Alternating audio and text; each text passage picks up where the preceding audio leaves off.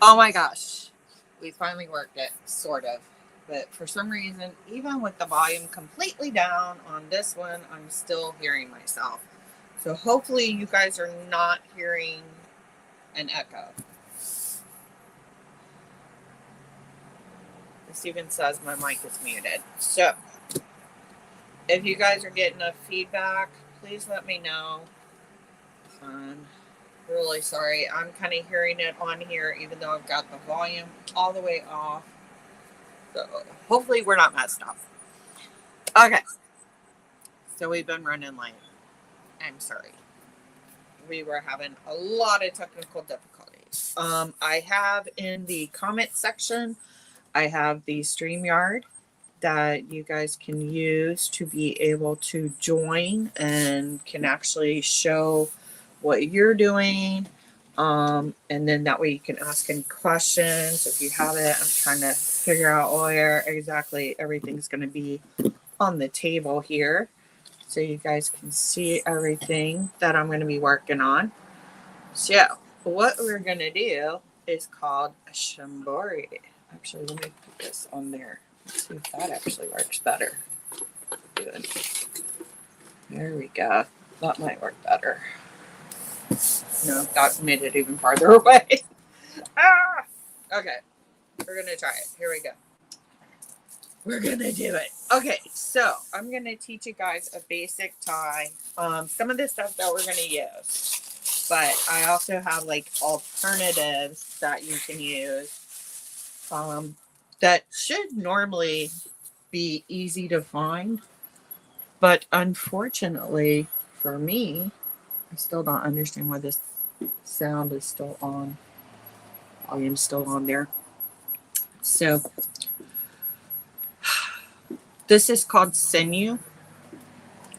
Sinew used to be made out of tendons of animals that had passed, usually deer, elk, that kind of thing. It's a waxy kind of thing, so Native Americans would use that to do anything kind of tying that you wanted to stick and stay. Um, because of the waxiness, it could also be very weather resistant, so good for tying up your homes and stuff. But if you don't have sinew, waxed dental floss can also work.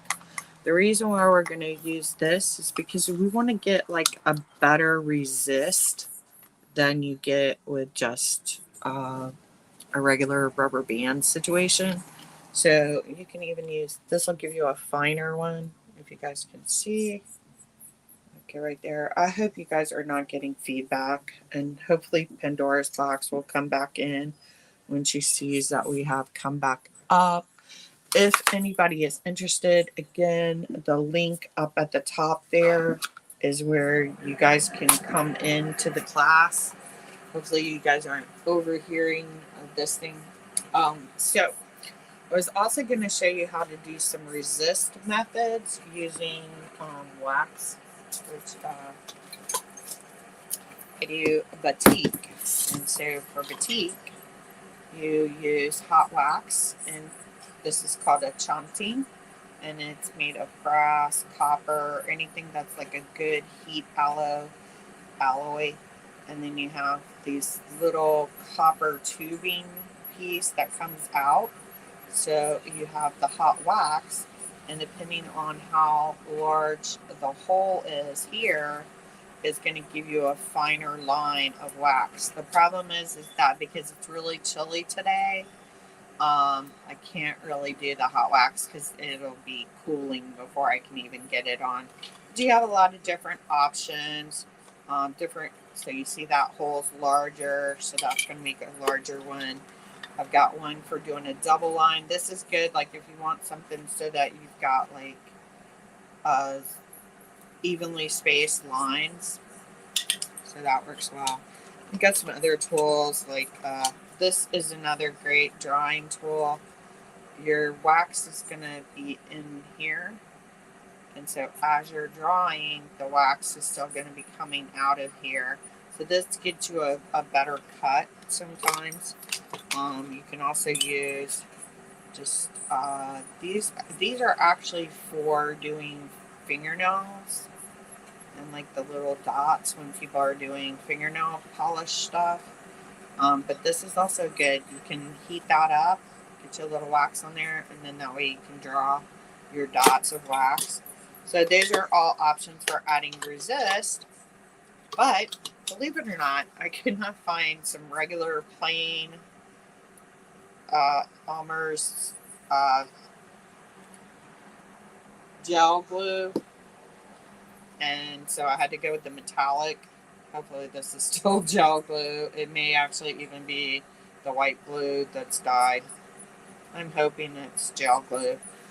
Basically, white glue is harder to use as your resist unless you're going to let it dry for a really long time, because this stays gummy for a while, whereas gel glue will actually dry up better. So we're going to check. Yeah, this is going to be a gel glue. So yay, at least one thing went right today. So that's good. It's just colored, so, and it's a washable one, so the color will come out.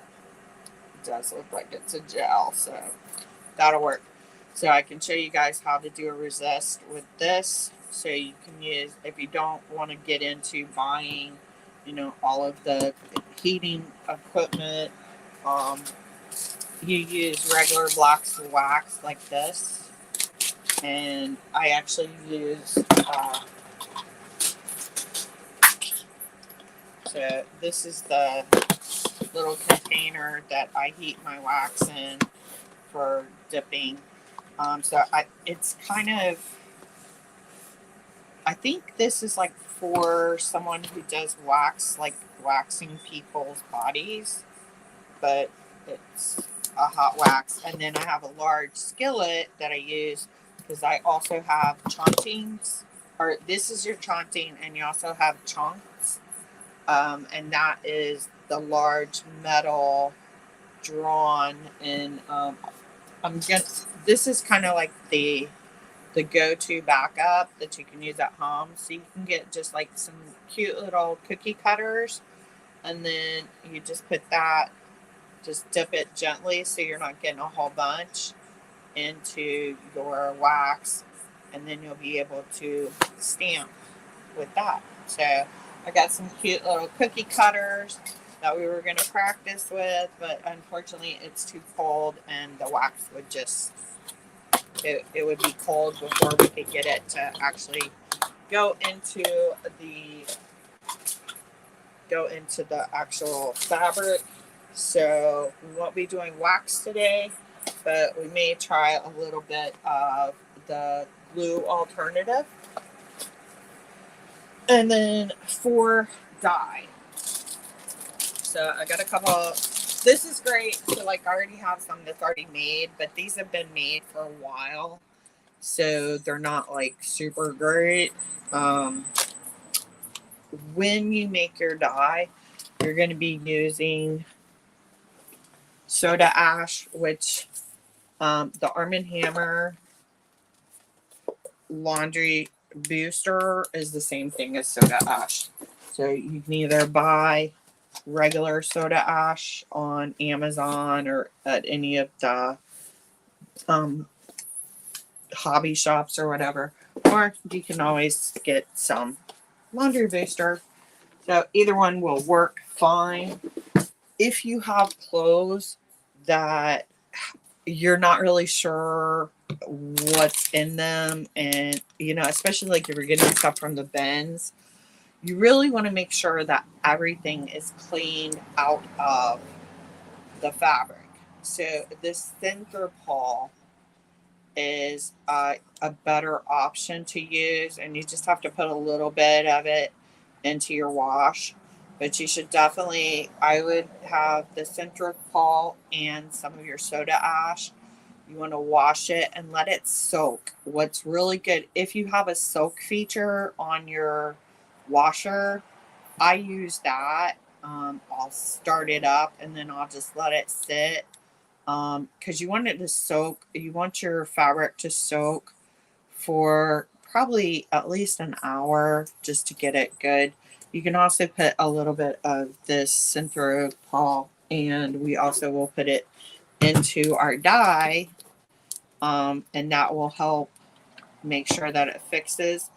The only problem with that is that then when you have dye like this that's been sitting out for a while, because I made some for my friends' kids to have a little tie-dye party, and they're just now getting the stuff back to me, and they brought me back all of this. So like the only thing I would really use an old thing of dye for is if you are going to do something where you're just going to sit it in there, like with one of our resist, where we're just going to kind of do a mud batik, which is where you're going to be drawing with your wax, or in this case with the glue, and then you're just going to, after that glue or wax dries and creates that resist for you, and you're just going to throw it into a single dye bath.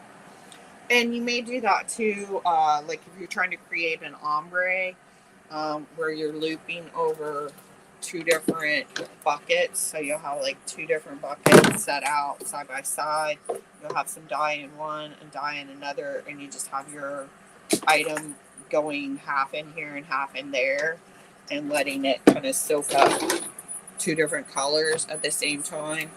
That was something that you can use an older dye for, because you're going to be letting it sit for a while. And then definitely use your dye fixative. I got a big thing of dye fixative. So this is the dye fixative that I get from, and all of my dyes I get from Dharma Trading Company. I don't have an affiliate code for them, but this is definitely, if you're looking at doing it more regularly, especially if you get a lot of clothing that has stains or things like that, or you're like me, I've actually bought clothing specifically to redo it. So you want to get some dye fixative and put that in your, put a little bit in your dye setup when you're mixing it. And also you want to, when you're rinsing, you want to put some of this in your rinse. Hopefully you guys are not getting feedback, because I'm feeling kind of freaky. So synthropol, especially for those items that, you know, may have some kind of oil or grease in them, if they feel like they've been, if softener's been used on them a lot, this is definitely something you don't want to put softener, fabric softener, on any of the clothing that you're going to be dyeing. So very important. Another way to help set your dye is basic salt. Just some basic salt. That'll also help fix your dye. So I will probably put some of that into these dyes that are older, just to kind of help them out a little bit. All right. So I'm going to show you guys a couple of basic folds. Since nobody's in here to ask for a specific fold, I'm so sorry. I know we were supposed to start at 10 o'clock. We had a lot of technical difficulties. First, with the temperature, I literally went to every store that should have glue, like kids glue, on my island, and this was the closest I could get. Everything else had glitter in it too, which is not going to work, because I'm going to show you how we're going to use that.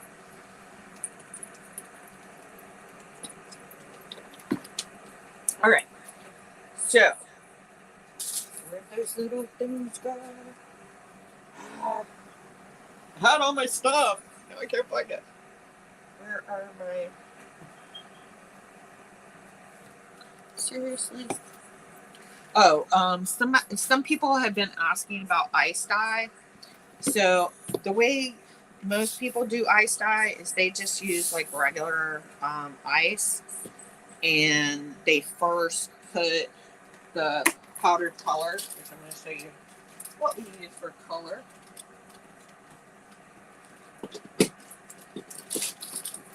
Oh, supplies. I got this. This one I can use. Oh, we can use. Awesome. Okay. So, you may be used to a dye like this, or not. This is actually a cold water dye for natural fabrics. So this is like the majority of the colors that I use. This is a small little kit that you can get from Dharma Trading. It's got several different colors for you to play with. I'm trying to figure out where to hold this for the camera. So, and that's the Procyon mixed dye, cold water dye for natural fibers. So this, they have this in a little kit, and it's got several different colors, so you can kind of play with the small things. Then you have your basic dye. This is usually dye that you have to use hot water. So I don't really use a lot of this. I usually use the fiber reactive like that, where you can use cold water. But then because I dye a lot, I usually get this size from Dharma Trading, you see. And then I actually put on my lids, I put the color number and name. So that way in my bins, I actually have like a piece of paper on top of the bin lid. Actually, let me see. I can show you the lid. So this is like a great way to keep track of your stuff. So I have like this on there, and then I can stack it in 4. Yeah, so I can do 4 of them on top of each other.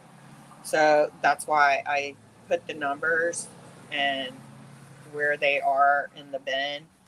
So that way you guys can see that.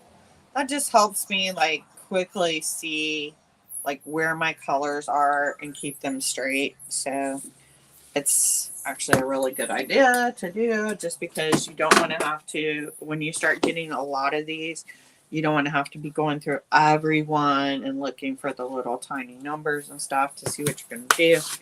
I'm going to show you guys a little bit. Make sure that we don't have any loose dye up here.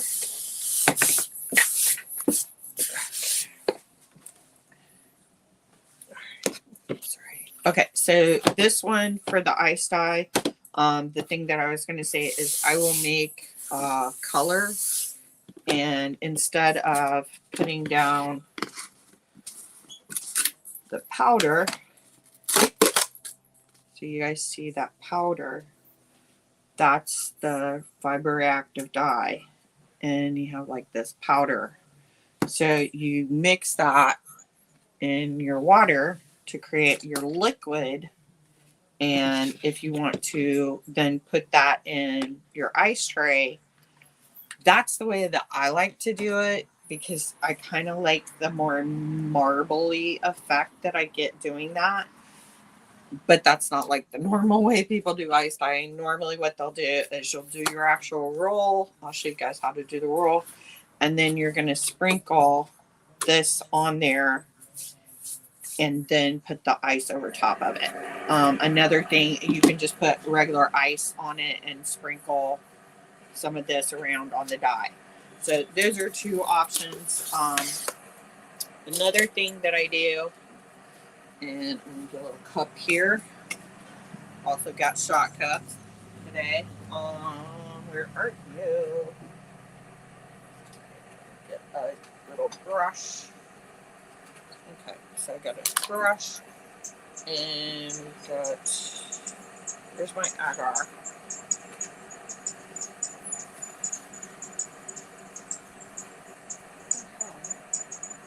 I just had my agar. See, this is why we're running late today, because I kept finding stuff and then losing it. I literally just had it. It was sitting on this table. I'm sorry, guys. I'm like feeling flustered right now. getting frustrated with myself. Okay. I have a bag of agar here somewhere in this cluster. It shouldn't even be that hard, guys. It was literally right here. Okay, so like if you want to paint with your dye so that it isn't spreading out, you actually can mix your dye with agar, which had a bag of it. Now I can't find it, so I don't know what happened with that. But that it's kind of like when you're making a sauce or something and you put baking soda in it and it kind of thickens it up. Using the agar will actually it'll kind of make your dye into a paste. So more like a gel. And then that way it's going to stay steady and it's going to be easier to keep it within your resist lines. And that's like for doing batik and stuff like that, where especially like when I do batik on jeans, it's really hard to get all the way through the jeans with the hot wax. So having the agar mixed into your dye helps keep it from spreading through. I really wish I had it. Oh, it's literally right beside me. So this is sodium agonite. And I'm calling it agar. Agar is the other thing that we use. Where's my agar? Agar is another thing that we add in. It's actually I get the liquid. So there's the agar. So this is the agar. This is also something that you can add to your dye to help it last longer and to like really get in deep and bond with your fabric. So I get the liquid. A lot of people use kind of like pellety stuff because this is actually used as fertilizer. I like the liquid because you're not having to sit there and make sure that it dilutes, that it melts away into. So very important to use. And then our sodium alginate is what we're going to use to thicken up some of our dye. So we'll do a little tester right here. It's, like I said, it's kind of like using baking soda to thicken up your gravy. Whoa! Alright, so that one a little crazy. Let me breathe on that for a week. How was the save? On that one. Okay. So, one thing I suggest as well, have a shirt that you really just want to have like a funky pattern show up on. Because it's so funny.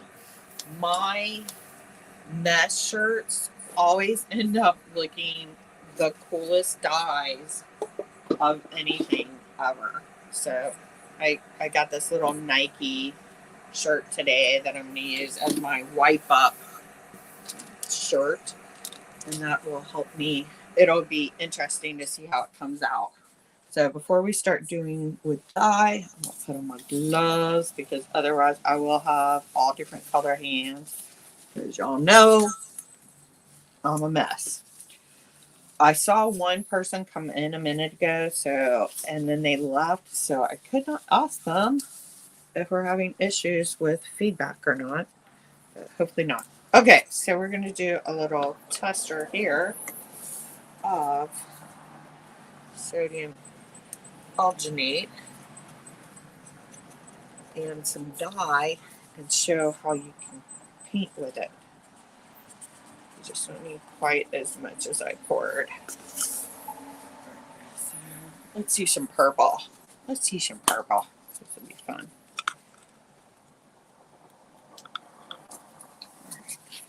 So, take my paintbrush.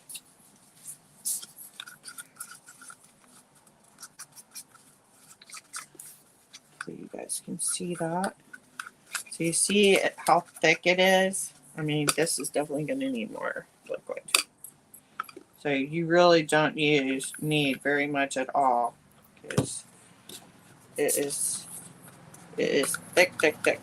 So we've got to try and mix it in there. It's like it's trying to create little balls now. Sorry.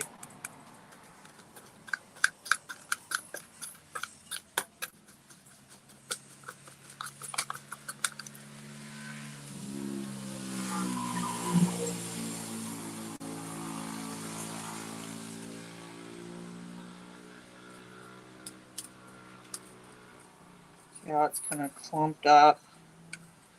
So I'll put too little at the front. And this is a really small brush, so I probably should have used a bigger brush to make this mix with. So I'm going to use our little practice and clean up shirt.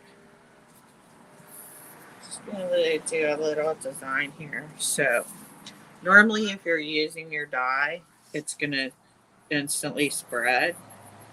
We're going to try and keep this just along the swoosh.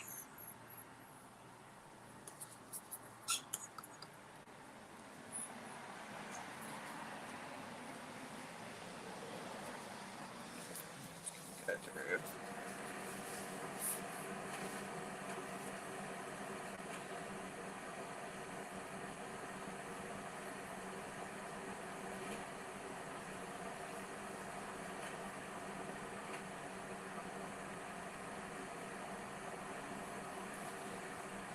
You can see how it's not spreading. It's just going where I paint it. And that's what you want to use, like if you want to do any kind of detail work and stuff. And then another thing is always have like a small thing of bleach. I have like my little Clorox pens. And these you can use to, if you make a mistake, if you can grab it real quick and you can clear that mistake up. So, but that'll just show you what we use that adject. So let me get a piece that's not just some basic. So here's just your regular color. Well, that's still got a lot of agar. So you see it's just staying right where it is. Whereas if I put the liquid on, see how it spreads? So that's why that's the difference that you're going to get. If you just put a drop of liquid, you don't have really any control over where it's going. Whereas when you mix that with the sodium agonate, you're going to now be creating something that you've got more control over, where it's going and how it's getting absorbed. So, get all this color off of here so we don't mix up. All right, so those are like a couple things on how we want to actually use our dyes. Again, for people that are just joining, that went and got like a little basic tie-dye kit, you can do the same thing. So like I said, that's going to come out like really fluid. That's basically going to come out like this. You know, you're going to put water in there, and you may have to, those may be the dyes that you have to have water in the hot water. I'm not positive on what comes in those because I used a fiber reactive, but I think those might be hot water. So you're going to have more of this liquidy section that you're not going to be able to control. So if you want to get some sodium agonate so that you can like actually control it more, that's an option where you can still use that less expensive kits and stuff to do the more advanced things.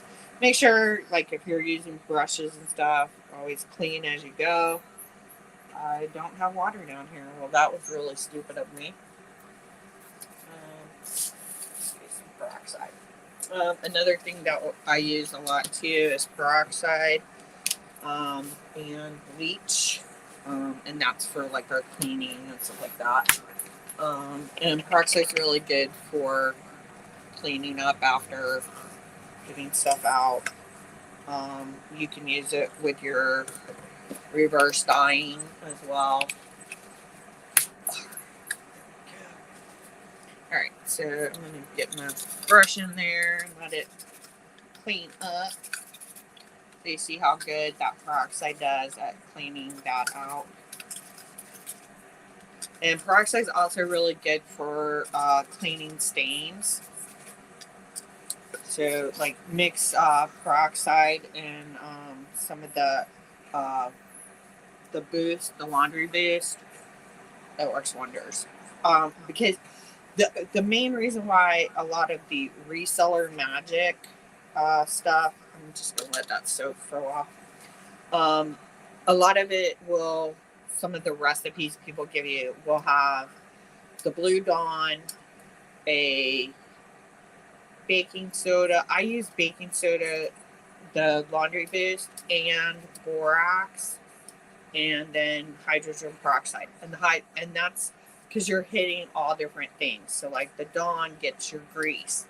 The hydrogen peroxide gets your stuff like blood and any of those protein stains. So that's why those different things help. And then you got the whitening with the borax and the laundry boost. So very, very good. Now, another type of dyeing that you can do that's fun.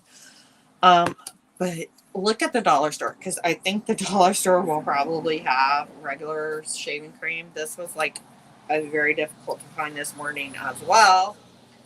But shaving cream tie dyeing can also be very similar to ice dyeing, where you can get a lot more kind of pastel like colors from it, because you're going to be using, and don't use the gel.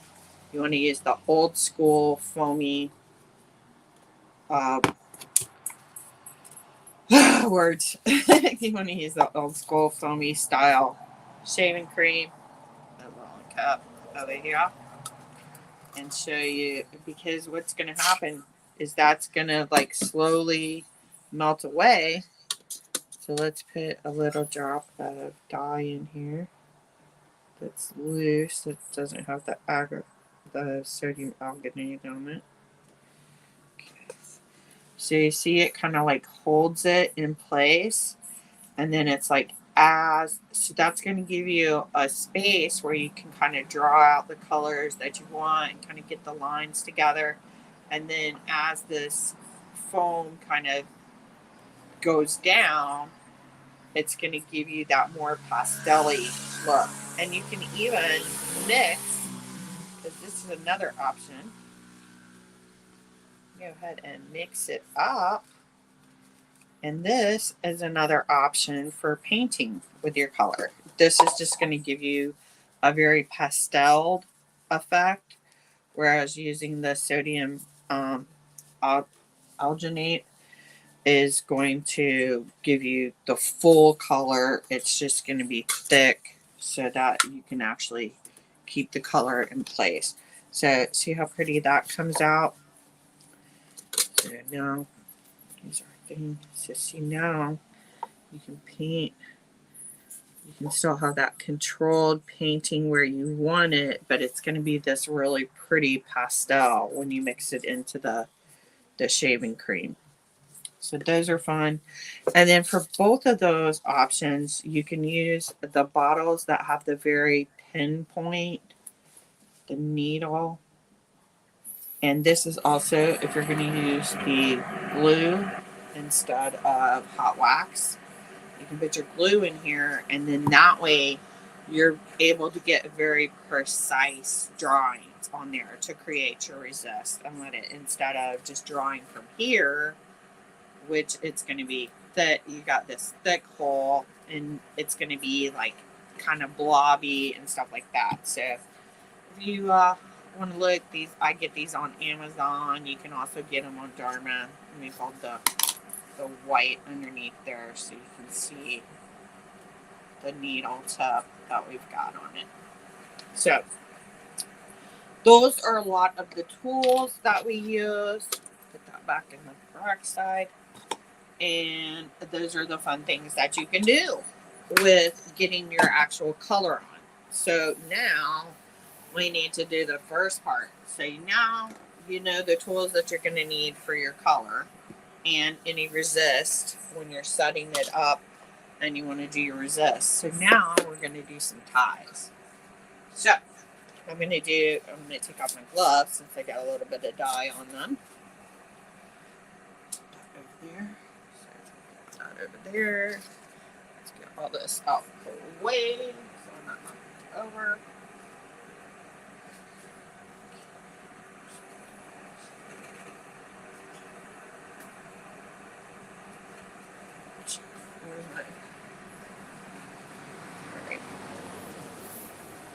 Make sure we don't have any loose pieces. The other thing that I've done with some of my things is I'll put a couple of different powders onto a plate, and when I'm doing my actual dye, I'll just kind of like pick it up with the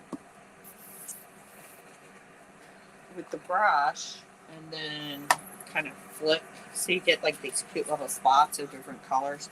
So different types of ties that we're going to use. So this is a really fine basic like sewing thread. This will easily break. So this is not something that you're going to be putting a lot of force behind. The sinews, so I have two different sinews. They're both, I think this one's a little bit thicker. So you can see, this one's a little bit wider, but either one's fine. You can get these. I guess we got deer in the front yard because I got people stopping. So, and this is what it actually looks like when it comes out of the wash. So they get kind of, I mean, you can reuse them. Like if you can salvage your string, reuse it. You know. Okay, so we're going to do a couple different items that I'm going to do some folds. A couple different folds. So I got a pair of Hudson shorts, little jean shorts. Now with jeans, these are actually pretty thin because they also have the elastic in them. So we want to check the fabric content. Yeah, there goes one of the deer. Okay, so we're size 29s and it's only 5% polyester, and we got cotton and lyocell, both natural fabrics. So that's going to be good. Our regular fabric reactive dye is going to work fine on that. If you have something that's got a lot more polyester in it, or is completely synthetic, you want to actually use synthetic dye, and that's usually your RIT stuff.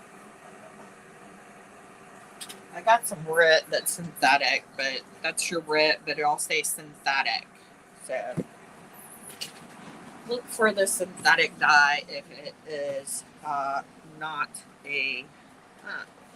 See, I got a spot on there of the pinion. So all it takes is a little dot. So you see, we have one little speck of that.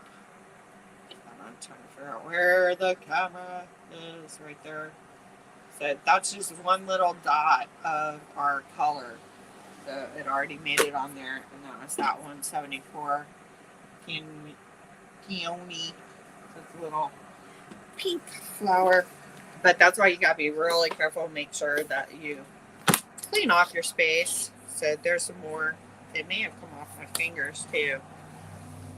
So looks like we're gonna have some paint on this one since it's getting it off my hands. So what are we gonna fold? So one of the folds that I like, the main fold, normally it's done on like shirts and large pieces of fabric. It's a mandala fold.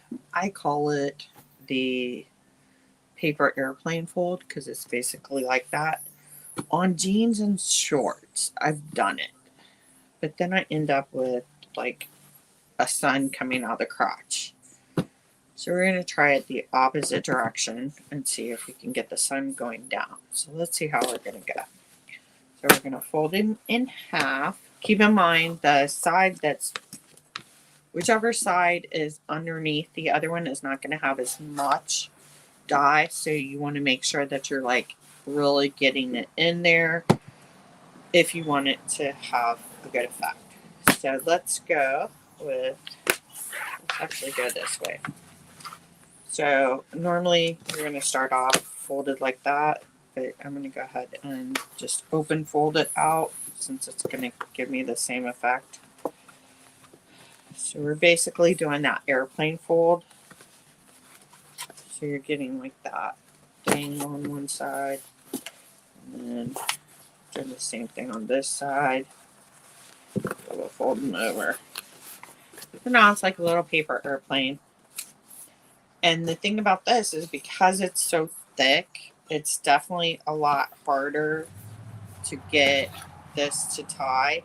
So this is going to be something where you're going to really want to use the sinew because you're going to want it to hold on there really tight. I don't know that we're going to get a good result. Maybe we'll do it different. But at least you know how to do that fold for that. Let's try and do so like we can even look in here. Let's look in here for some inspiration.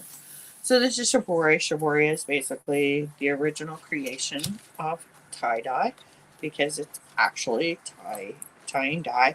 But you can also do sewing to create your resist. You do different folds.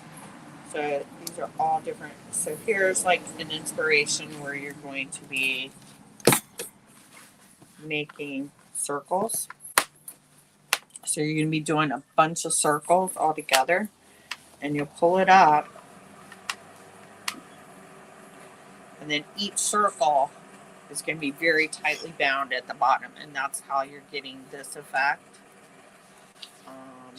This one, you're doing that same thing, but you're using a little S curve. So in this case, we're going, I could even use, and I get washable markers, so you could like pre-draw that. But since I'm going to show like a couple different options, we're not going to do that yet. So you want to fold it, get like really nice little pleated folds all the way up. And I'm going to actually do these separate, both sides, because denim is thicker. And then we're just kind of going back and forth, kind of doing like a little wave, creating that line. It is easier if you've got your line drawn on there to do. So get all of those little layers together, and then you would tie it really tight using this, and that's going to give you your resist lines here. Okay, this is a really cool one. So this one you're using, it's like to get a wood grain dye, and this one you're doing very, very tight folds. So we would be going, and they're very small. See how the folds are? But a lot of people that do tie-dye things, they're very precise. And it is good for a lot of things to be very precise on your evenly spaced. But for Shibori, it is more the beauty of it not being perfect. So it's kind of like that natural beauty. And you're creating really, really sharp. So sometimes you'll actually be using like as you go instead of just gathering, like even though you do, but you would like iron it down and get it very, very straight. I mean, you see how very sharp those creases are. So that's something that you would want to not be so methodical about having your lines be exactly the same depth and the same distance. Because see, like here you've got one going in and out, and then after you get, but you do want the edges to be sharp. And that's a single layer fabric, whereas this is double layer. This is a fun one. So to get these longer, like is on this butterfly, you create these little cones, and these are actually stitched, so you can see they're actually sewn together. It's not just tied, it's actually tied up and sewn in there so that it stays. And then you've got this resist. You can see actually where the stitching was done. So that's another cool thing with Shibori is you have like so many different ways of creating things. You see how small these little tools are. Obviously, that's going to be really difficult to try and do by hand tying, so that's why you sew those up tight and you get these little peaks and sew them up. This is doing like a big circle, and you're using like more of a resist around. You've got like line. This is doing that same kind of weave pattern of your folding. These are usually going to be sewn because you can actually see where the thread was sewn in. That's the lighter area where the thread was, and then the darker blue. So you can see where this was actually stitched. So you got the tiny little pull-ups that were stitched around to be held in there, and then to get your lines, you've actually done a stitching there. So a bunch of fun things to do with Shibori. This is also a stitching pattern. This is a nice fold. This is a pretty, as I break the barbasol. So this is a nice fold and tie. So this one isn't going to be as difficult. So this is something you could easily do. I mean, we can even throw up a t-shirt. Let's throw up our practice t-shirt real quick and show how to get like a basic fold like that. And you see how it's kind of wide. So your fold is going this way. Then when you put your die, you're going to have lines like this, but then you'll actually also in the creases, that's where you're going to use your needle point and get in there. So like you want it to be lighter on some of your fold ends, but this would normally have not had as much dye get to it. So that's why you would go into those creases and add more dye in there. So you're going to have your green line going across. You'll have your black that you're using to go down into the folds to get these dark lines on your inner fold. And then you'll also have some streaks where you're going to go down deep with your dark, and then you're going to come up a little more shallow with your dark blue. So that's how you're going to get that fun stuff. This pattern that you're seeing underneath, that's actually the weave of the fabric. So let me see if you guys can actually see that tight. So you see there's kind of like that really beautiful little print almost looking. And that's just, it comes out so much nicer when you tie dye. So especially when you find older linens, you'll see that they've got kind of a pattern to the stitching. And when you tie dye or dye, now that's going to pop out more. So that's always cool, is to try and find a nice pattern textured type fabric. This is a fun one. So this is going to give you, we're going to have that really tight twist that we've sewn down. You can see our little sew on here. And then you're going to do your regular lower part. You're going to twist, and you can use your sinew to get this outer line. This is a peaked fold. So to get that snowflower effect, you're going to be basically getting a peak, getting your next peak. So get your little peaks coming out.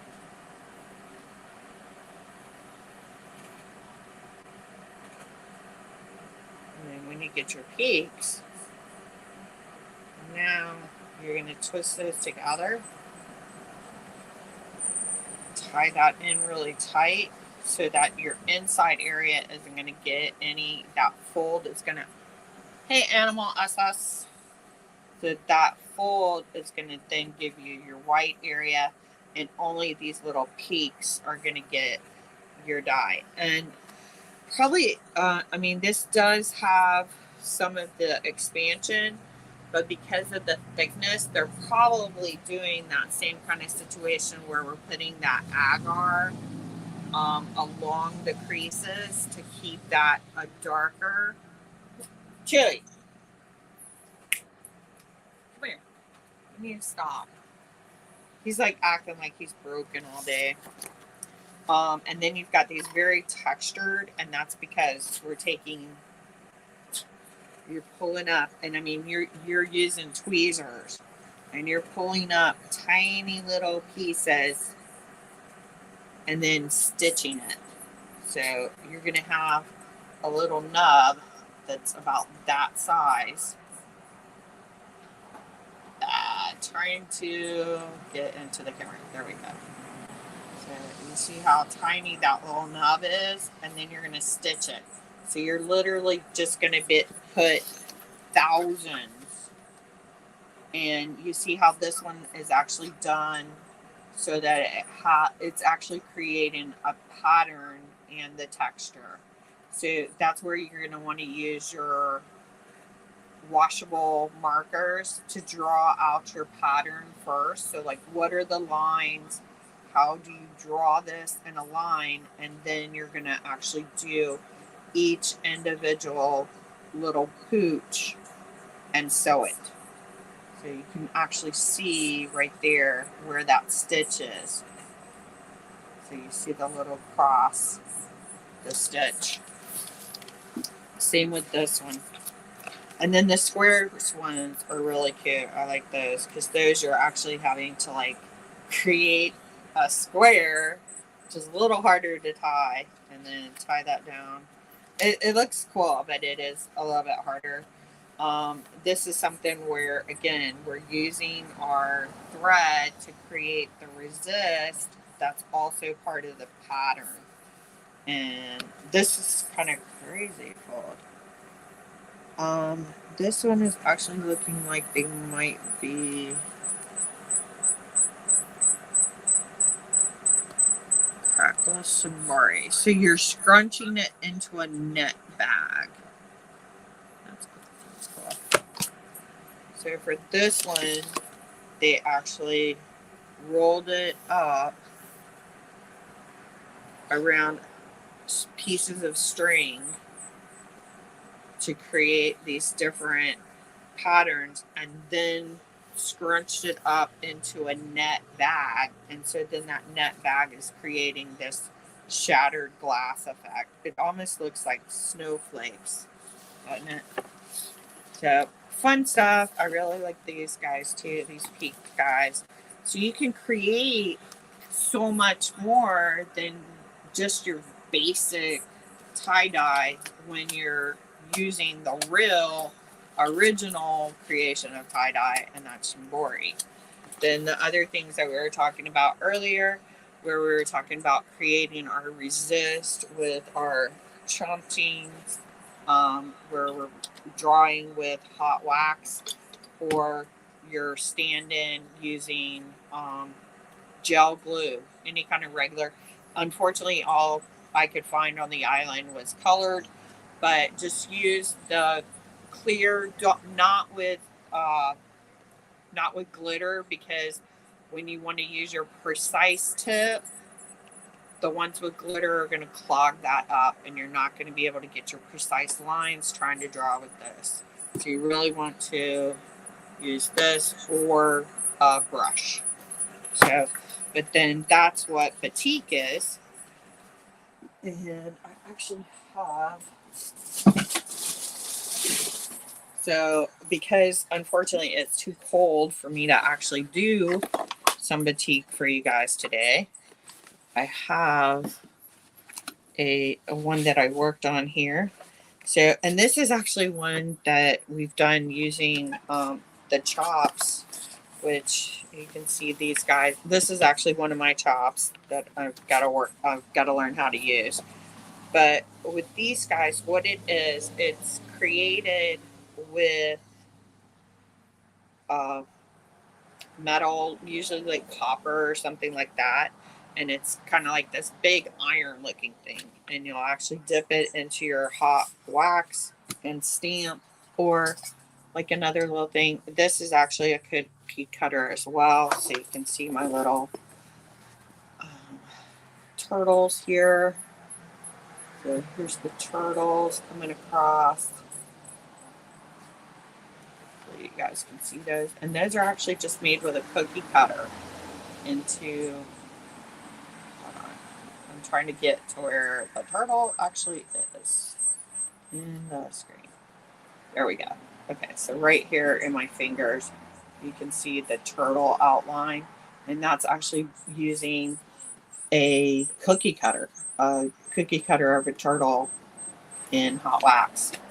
And this whole thing is just covered with wax. You can actually, like when you do something like this, practice, you can actually boil it afterwards to get your wax out if you want to try and reuse it.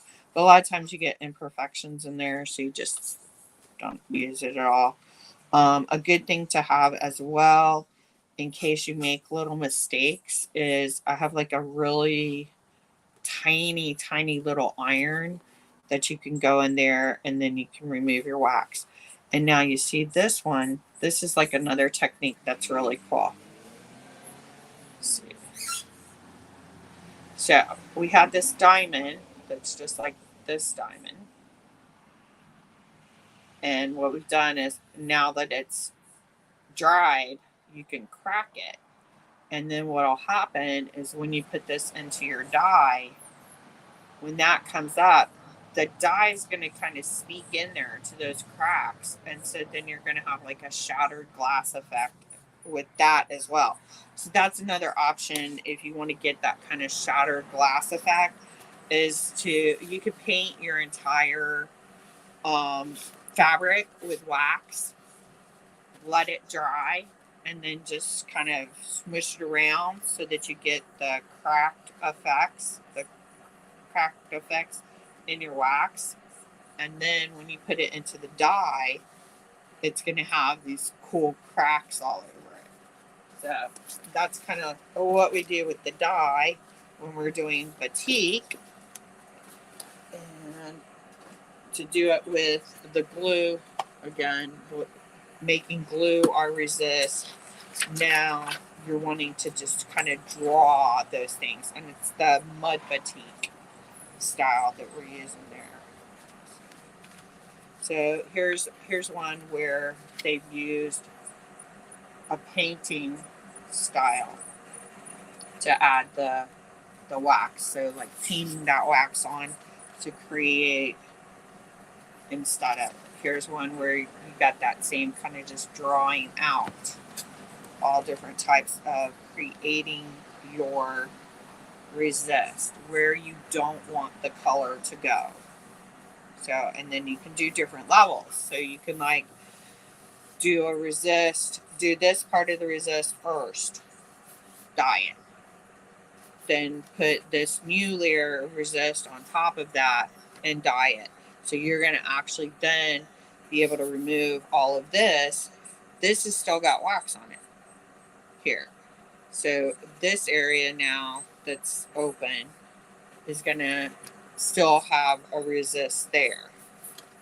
Kind of cool, fun stuff where you can do multiple levels.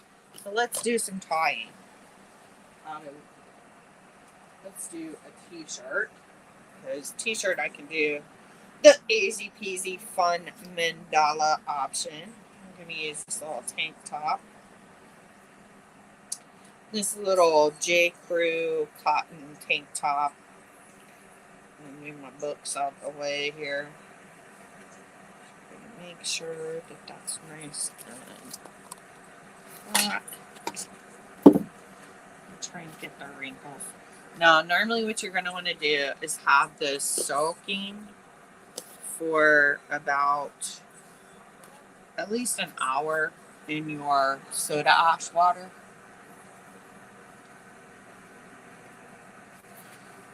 Get it all nice and flat.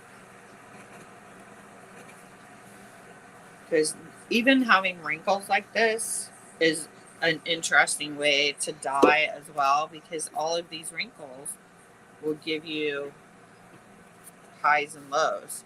So if you want to be very specific in your control, to a stop, where you're controlling what's going in and what's not. Feels like I tried to do a twist on that one. Get it flat. Get this nice and flat. Some wrinkles. Okay. Move it over. Make sure that everything is staying nice and tight.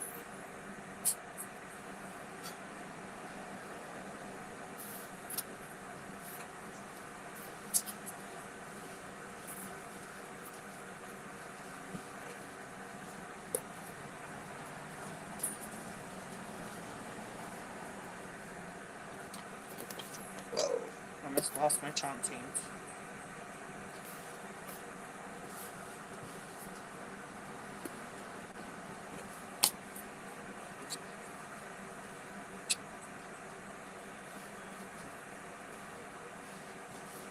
Nice and tight. Okay, so I call this one the airplane fold. So we're going to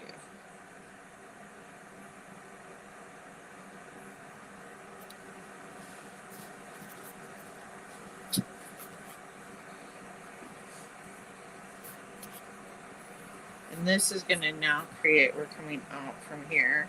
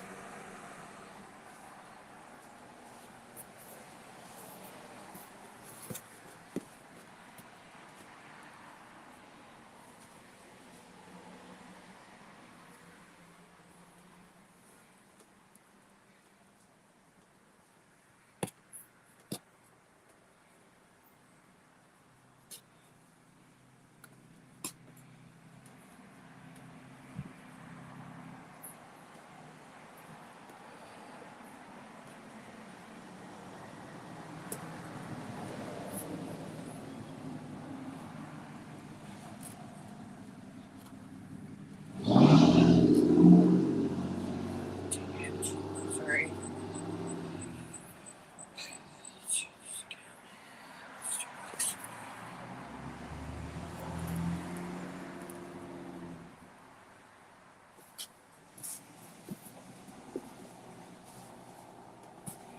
It's just going all wrinkly, kind of crazy here. What are you doing? We're doing some tie-dye. Terrible.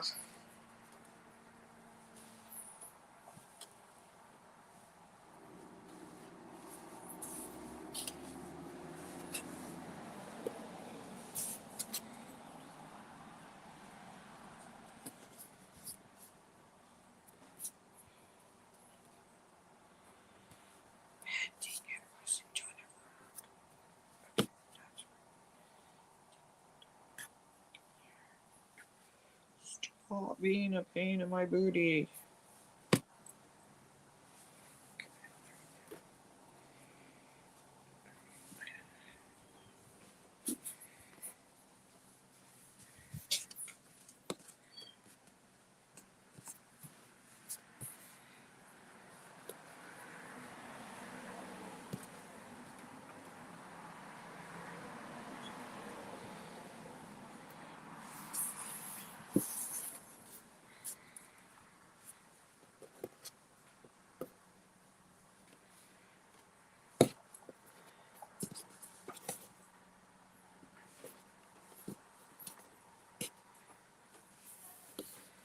Now it kind of looks like we've just folded like a little paper airplane situation kind of going on.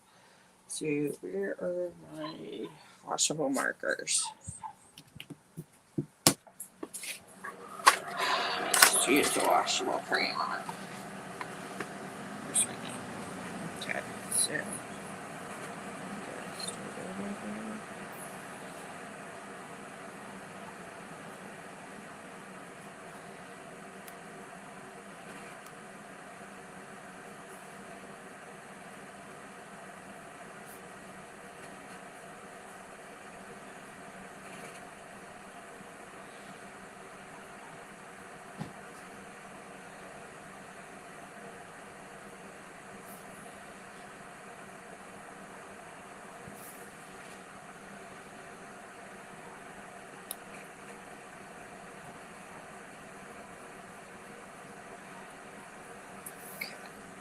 So what we're going to do is we're going to get our sinew, the one that's already rolling, and just make a little loop tie.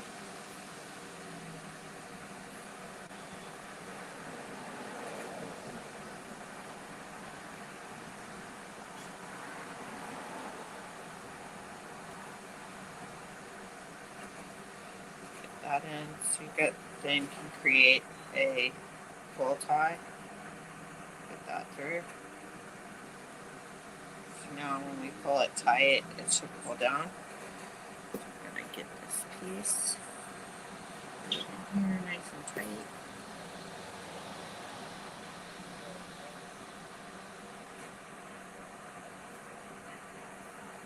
Here.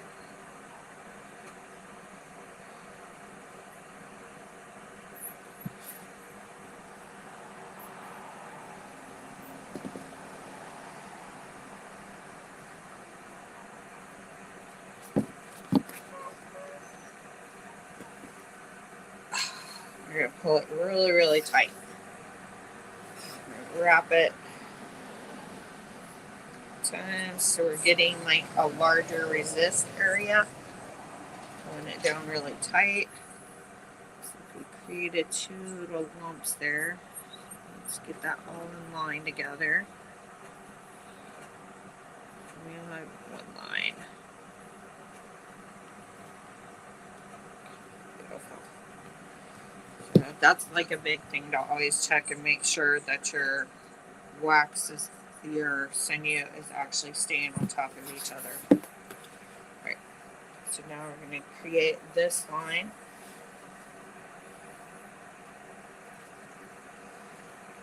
Push that together.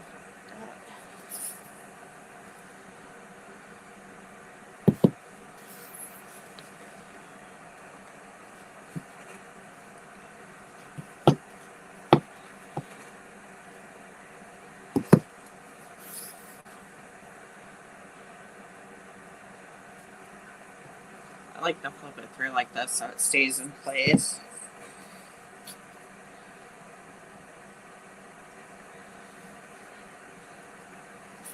Especially when you're doing like a really tight angle like that.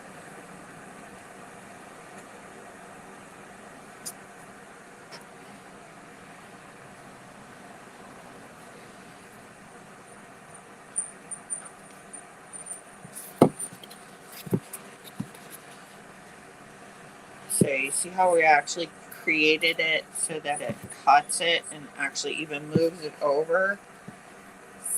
That's going to create like 2 different areas.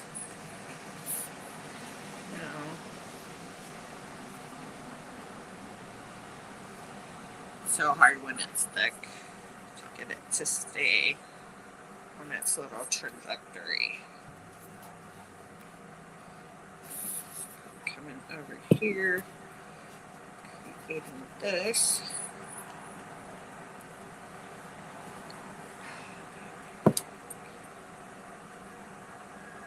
Making sure that I'm staying right on top of each pool, because otherwise you're going to get multiple lines in it, and you want to try and have a single resist line. And this is what it looks like when a regular person does it, and not when you have like a super expert like Rihanna. That they just have it like second nature at this point.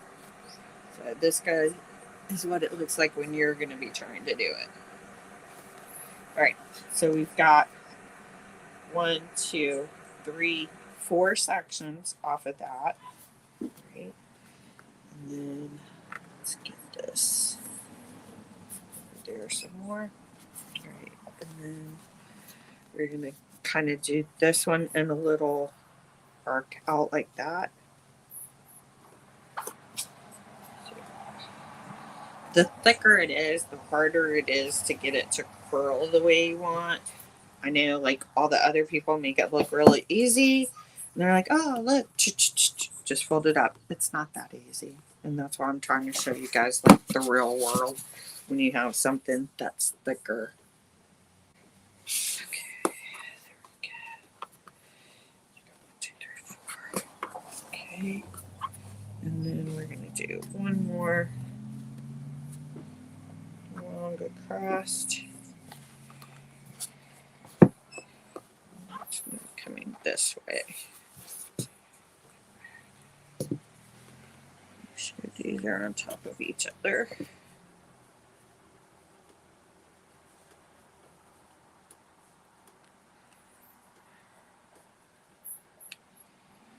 Really want to make sure that you're getting it lined up there, one on top of the other. So you don't have stray lines.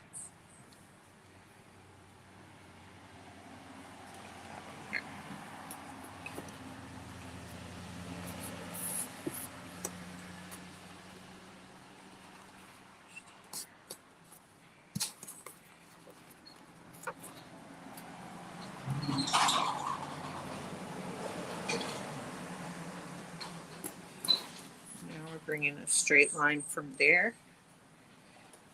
Gathered it up.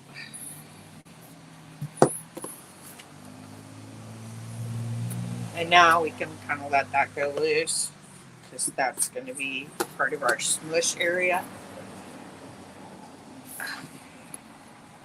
Tight. The wrap on there. We got it trying to separate.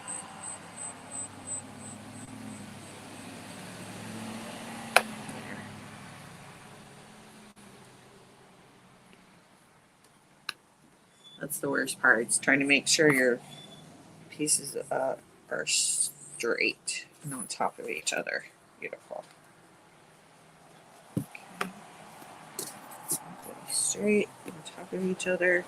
And you see how we have this one kind of pushing out? So I'm going to use a rubber band just to kind of hold that on. But I'm going to go down here and add one more section onto the very tip.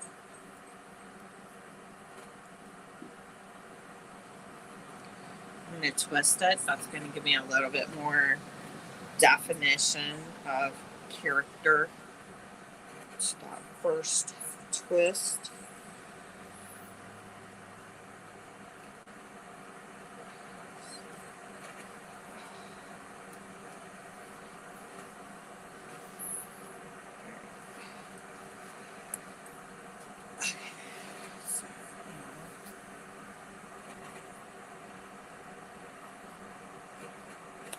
Because obviously I have no idea where my scissors are now. Okay, so we've got that whole section tied up. We have 1, 2, 3, 4, 5, 6 sections that are going to each get a different color, and they've kind of got different paths to them. We want to hold this one down, so we're going to grab our rubber bands now. Let's go ahead and hold this guy down so he's staying on. We also got some little flippies over here. So these guys, we don't want them too tight because we don't want them to actually create a resist area. We're actually trying to just make sure that they're staying in line with the rest of that area that they're in.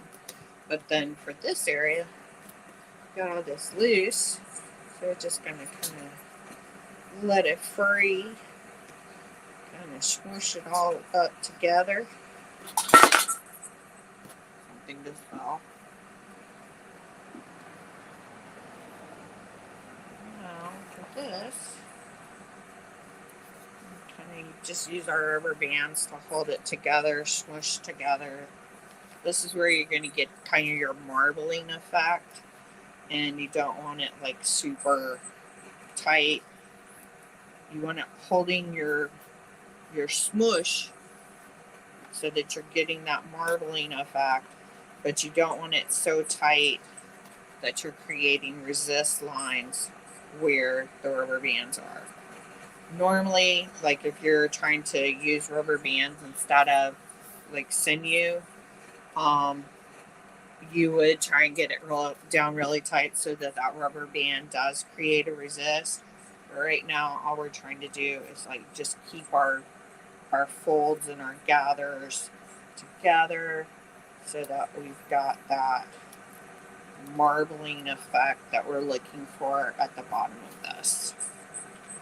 So there you go, guys. So we've got our little sections here. Got that held on. So now, your different ways that you can go about adjusting your color application. Let's keep coming up. So we can use the liquid, like we have already over here, or if you've made your own liquid, and you can, put it into each of those. Make sure that you're fully enveloping both sides.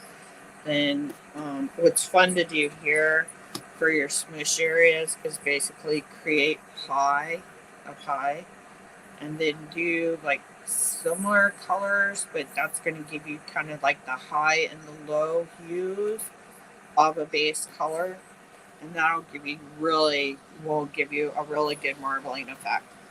Now, for this part, the other thing you can do is you can just because this is really small, it's a little bit harder to use your powdered dye and put onto each one, and then either use hot water infusion, which is where you take hot water in like a sprayer, like if you're spraying bug stuff out in the yard, and you're like forcing that dye through the fabric. Sometimes you will flip and do the other side, but usually with the hot water infusion, it's actually going to get forced all the way through, especially something like this where it's very thin fabric. The other option is, like I said, we can use our colored dye to do each individual section. You can use painting. If you want to use your agar, it's now like really thick. If you want to use your agar or your sodium aggravated dye, so that now you can paint different things on there. And then, of course, you want some good foamy, and you guys can actually see how the foam from the shaving cream is kind of going down. So you can also do it with the shaving cream. So then for ice dye, what we can do is we can put this onto one of our platforms, start on one of our cookie cutters. And for most things, it's a good idea to have this up. Where's my bits? Where's my bits? Alright, so we're going to hold it up off of the ground.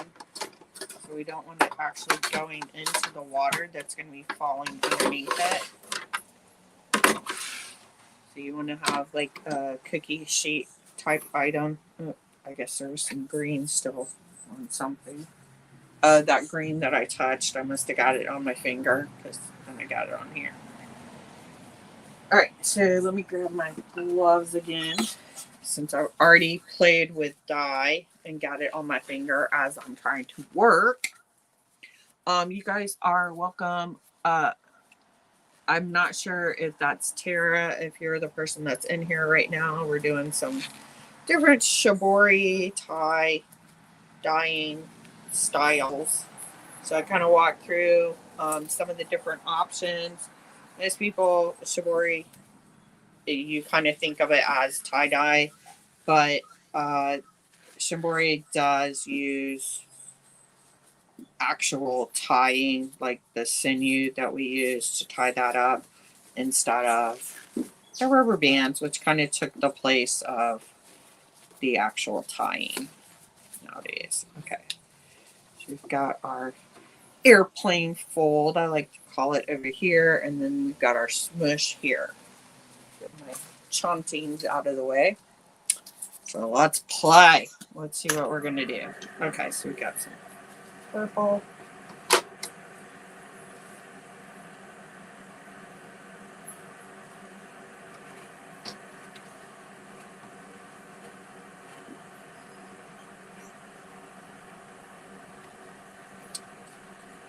guys can see that.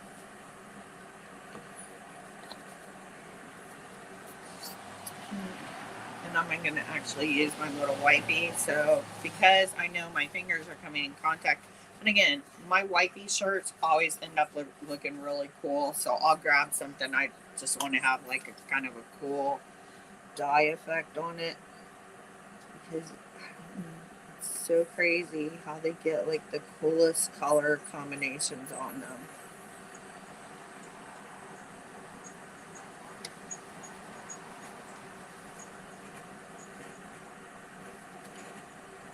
Really want to push that in there so that dye is going deep into that fold.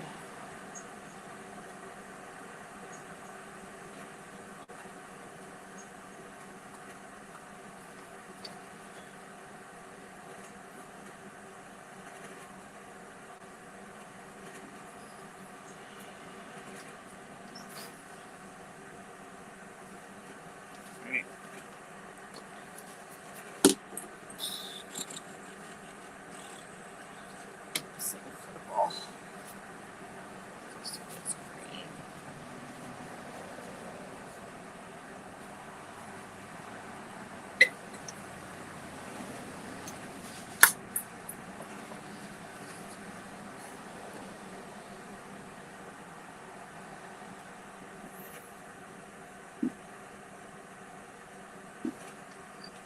Now you're not just trying to keep it in on the each tie thing, but you do let some go over on the other side of the tie resist, because that's going to give your marbling between the colors. I don't really like that color. And a lot of times, think about the colors, what they create together, because like the green and pink is kind of going black brown over here.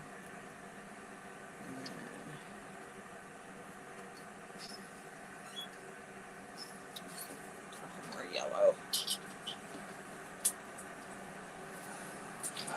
a different yellow, but it'll be fine.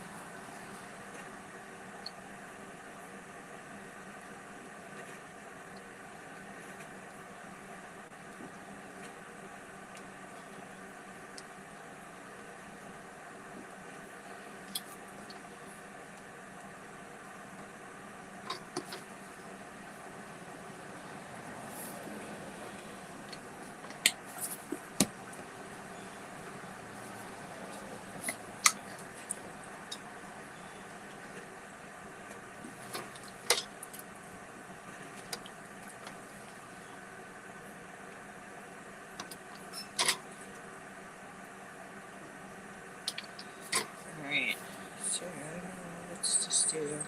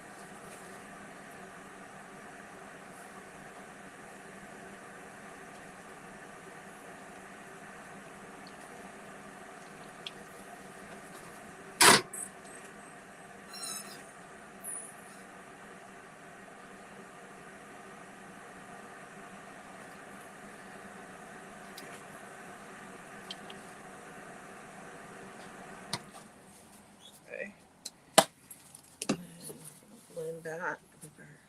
Good.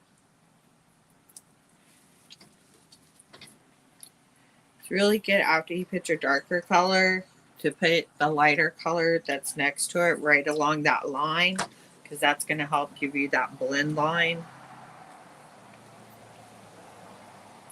and kind of helps with the ombre. All right, so now we're going to let this puppy sit. I think we're going to even have a little fun, see how this turns out. Let's throw some, here's my brush. Let's throw some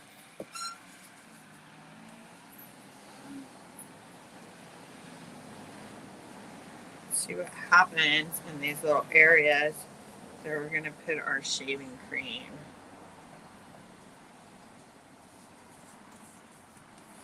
So again, normally you're just going to throw shaving cream and then you can put your color. You can put your actual powder color on there and let it go down. But it's fun. It's kind of fun to do shaving cream just because you're going to get those fun pastels. And you can also, if you want, do like this. Just throw some little fun stripes on there. And see what happens with it as it melts. Like Christmas. It's going to be a little Christmas present for us to see what happens with it.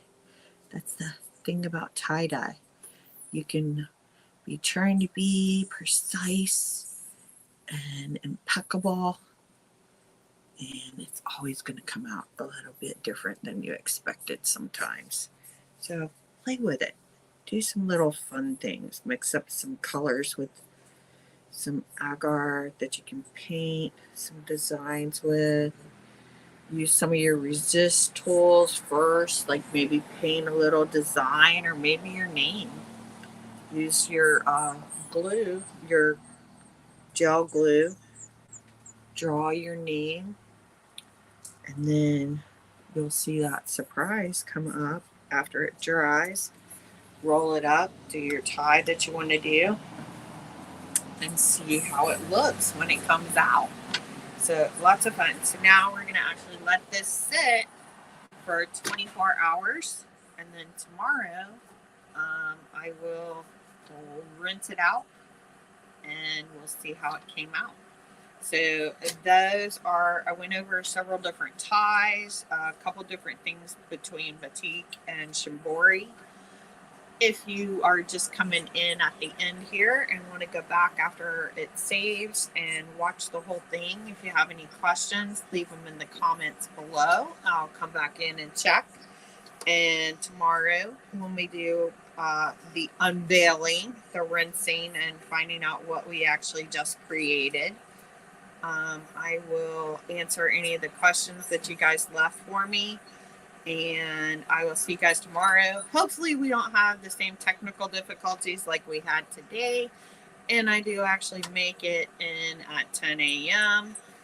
We will get that done at 10 a.m. I will see you guys in here, and I always post, the first comment that I will post is the link. So if you did some of your tying along with, if you're going to do it tonight so that you can hit pause and do something else and something this, or if you want to bring one of the ideas from the original idea sections, if you want to do that.